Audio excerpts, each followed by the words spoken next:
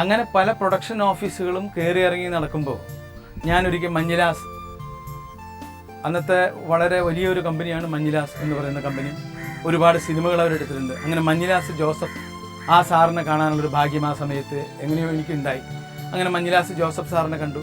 അപ്പോൾ ഞാൻ പറഞ്ഞു, ഞാനിങ്ങനെ ഇരിങ്ങാലക്കുടിയാണ് എൻ്റെ വീട്. എന്നോട് എൻ്റെ വീട്ടും പേര് ചോദിച്ചു. എന്തുകൊണ്ടോ അദ്ദേഹം തൃശ്ശൂർക്കാരനായതുകൊണ്ടായിരിക്കാം പക്ഷേ എൻ്റെ വീട്ടും പേരും കാര്യങ്ങളൊക്കെ അദ്ദേഹത്തിനും അറിയാം. അപ്പോൾ അദ്ദേഹം പറഞ്ഞു, പേപ്പർ വർക്ക്സ് നടന്നുകൊണ്ടിരിക്കുകയാണ്, ഇപ്പോൾ ഒന്നും പറയാറായിട്ടില്ല. അപ്പം എനിക്കാണെങ്കിൽ ഒരു പിടിയില്ല, എന്താണ് ഈ പേപ്പർ വർക്ക്സ്. ഞാൻ വിചാരിച്ചു ഈ മഞ്ഞിലാസിൻ്റെ ജോലി പ്രസ് നോട്ടീസ് അച്ചടിക്കലോ അങ്ങനെ വല്ല പ്രസ് വർക്കാണോ. എൻ്റെ കൂട്ടുകാരൻ ഒരു അലക്സാണ്ടർ ഡയമണ്ട് പ്രസ് എന്ന് പറഞ്ഞിട്ടൊരു പ്രസ് ഇരിഞ്ഞാലക്കുട നടത്തുന്നുണ്ട്, അതുപോലെ പ്രസ്സാണോ ഇദ്ദേഹം നടത്തുന്നത്. പിന്നീട് ഞാനൊരു നിർമ്മാതായപ്പോഴാണ് എനിക്ക് മനസ്സിലായത് ഈ പേപ്പർ വർക്ക്സ് എന്ന് പറഞ്ഞ സ്ക്രിപ്റ്റും കാര്യങ്ങളൊക്കെ എഴുതുക, ഇതാണ് പേപ്പർ വർക്ക്സ് എന്നെനിക്ക് പിന്നീട് മനസ്സിലായി. ഇങ്ങനെ കയറി ഇറങ്ങി നടന്നാലൊന്നും റോള് കിട്ടില്ല എന്നുള്ളത് എനിക്ക് മനസ്സിലായി. എന്തായാലും അല്ലറ ചില്ലറ ചില റോളുകളൊക്കെ എന്ന് പറഞ്ഞു കഴിഞ്ഞാൽ ഒരു വാതിൽ തുറക്കുന്ന സീൻ, അല്ലെങ്കിൽ ആരെങ്കിലും അങ്ങോട്ട് നടന്നു പോകുമ്പോൾ അദ്ദേഹത്തിൻ്റെ എതിർവശത്ത് കൂടെ ഇങ്ങോട്ട് നടന്നു പോകുക, ഇങ്ങനത്തെ ചെറിയ ചെറിയ റോളുകളൊക്കെ ചെയ്തു. ഇത്തിരി കുറച്ച് ചില ചില്ലറകളൊക്കെ കിട്ടി. അങ്ങനെ വന്നു കഴിഞ്ഞപ്പോൾ ഞാൻ സ്വന്തമായിട്ട് ഉമാ ലോഡ്ജിൽ തന്നെ ഒരു മുറി എടുത്തു. മുറി എന്ന് പറഞ്ഞാൽ ഒരു ആസ്പെറ്റോസൊക്കെ വെച്ച് തിരിച്ചിട്ടുള്ളൊരു മുറി, അതിനകത്തൊരു കട്ടിൽ, അങ്ങനെ പിന്നെ അതിൻ്റെ അകത്തായി കിടപ്പ്. പിന്നെ പല ദിവസങ്ങളും ഇങ്ങനെ തള്ളി നീക്കും. കാലത്താണെങ്കിൽ അങ്ങനെ 8 മണിക്കൊന്നും കറക്റ്റായിട്ട് എഴുന്നേൽക്കില്ല. കാരണം എന്ന് വെച്ചാൽ 8 മണിക്കൊക്കെ എഴുന്നേറ്റാൽ കാപ്പി കുടിക്കണം, അല്ലെങ്കിൽ ടിഫിൻ കഴിക്കണം. അതുകൊണ്ട് വീണ്ടും കിടന്നുറങ്ങും.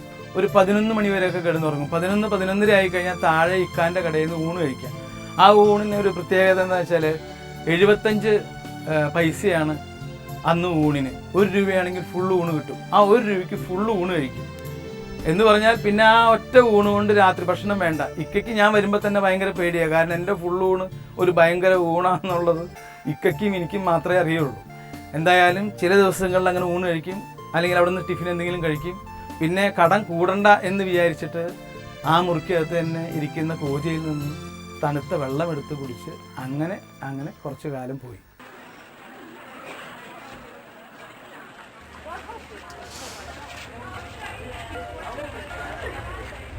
ആരാ ഇന്നസെന്റ്? ഞാനാണ് സാർ. ഇവനെ ആ ഭടന്റെ വേഷത്തിൽ നിന്നോ? ശരി. ഡയലോഗ് ഉണ്ടോ സാർ? ഉണ്ട്, പക്ഷേ അത് നസീർ സാർ പറഞ്ഞു, നീ തൽക്കാലം കുന്തം പിടിച്ച് നിന്നാ മതി.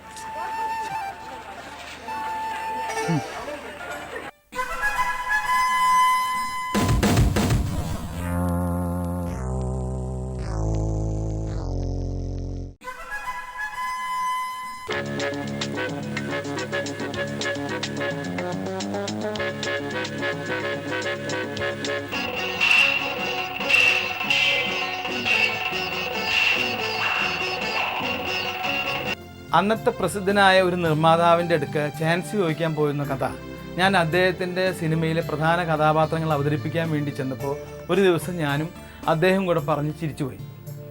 എന്ന് പറഞ്ഞാൽ അവിടെ ആരെങ്കിലും ചാൻസ് ചോദിച്ചിട്ട് അപരിചിതർ വന്നു കഴിഞ്ഞാൽ അവിടുത്തെ പ്രൊഡക്ഷൻ മാനേജർ അവരെ പിടിച്ച് പുറത്താക്കും. അതായത് അദ്ദേഹത്തിൻ്റെ മാനേജർ ഇവരെ പിടിച്ച് പുറത്താക്കും. അപ്പോൾ അങ്ങനെ പലരും വന്ന് ഇദ്ദേഹം പിടിച്ച് പുറത്താക്കിയിട്ടുള്ള കഥയൊക്കെ എനിക്കറിയാവുന്നതുകൊണ്ട് ഒരിക്കൽ ഞാൻ ഈ മാനേജറെ തട്ടി മാറ്റി ഞാൻ നേരെ ഈ നിർമ്മാതാവിൻ്റെ അടുക്കൽ ചെന്നു.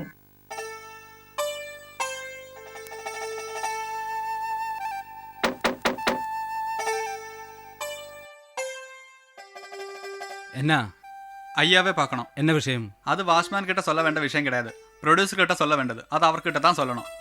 ആരാ? എന്താ? സാറിനെ നേരിൽ കാണണമെന്ന്. അയാളകത്തേക്ക് വിട്.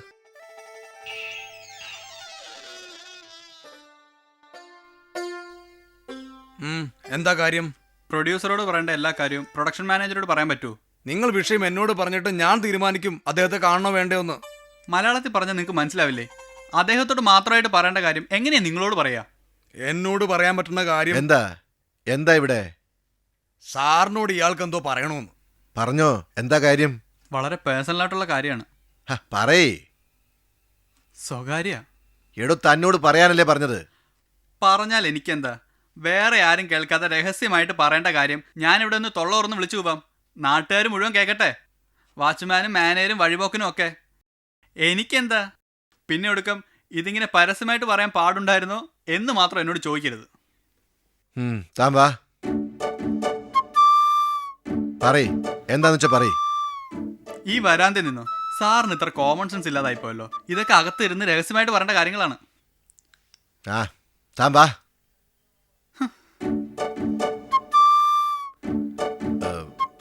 ഇനി പറയും. സാറൊന്ന് ഇരിക്ക്. സ്വസ്ഥമായിട്ട് സമാധാനത്തോടെ പറയേണ്ട കാര്യമാണ്. ശരി.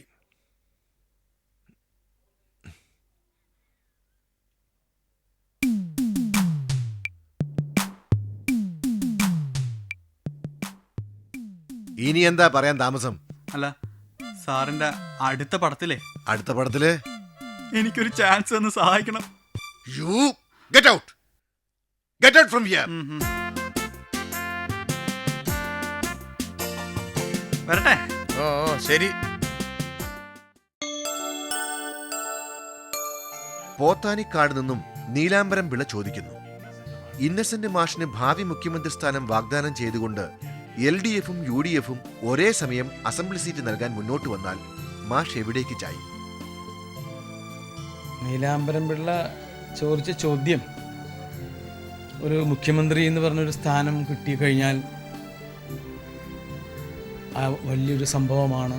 അപ്പോൾ അതിലേക്ക് എങ്ങനെ, പക്ഷെ അതിനോട് താല്പര്യമുള്ള ആളുകളാണെങ്കിലും ഓക്കെ, നീലാംബരം ചോദിച്ചതിന് ഓക്കെ, ശരിയാണ്.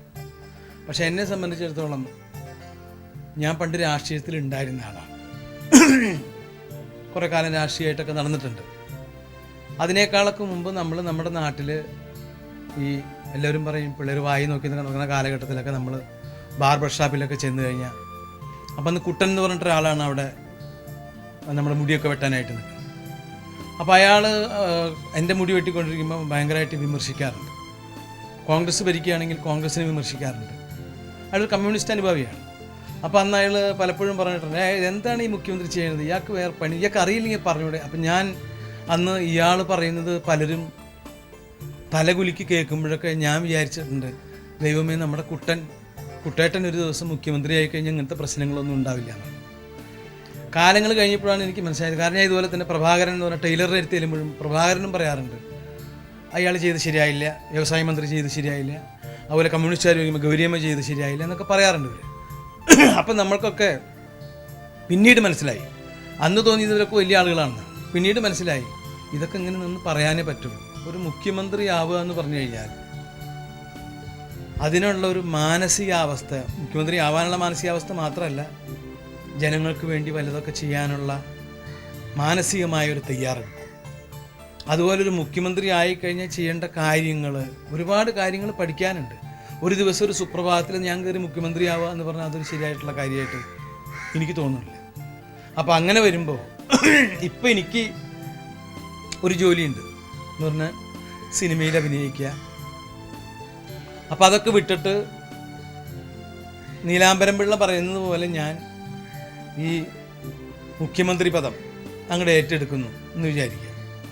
ഇതൊന്നും ഉണ്ടാവാൻ പോണ കാര്യമല്ല. എന്നാലും തൽക്കാലം ഞാനിത് ഉപേക്ഷിച്ചിട്ട് നീലാംബരം പറഞ്ഞല്ലോ എന്നാൽ പിന്നെ അതിന് റെഡിയാണ് എന്ന് പറഞ്ഞു കഴിഞ്ഞിട്ട് എൻ്റെ ഇപ്പോൾ ഉള്ള ഈ സിനിമാ ജീവിതവും അവസാനിപ്പിച്ച് ഞാൻ ഈ പറഞ്ഞ പോലെ ഒരു എന്താ പറയുക, ഒന്നുമില്ലാണ്ട് നടക്കുന്നത് കാണണം എന്നാണോ നീലാംബരൻ്റെ താല്പര്യം?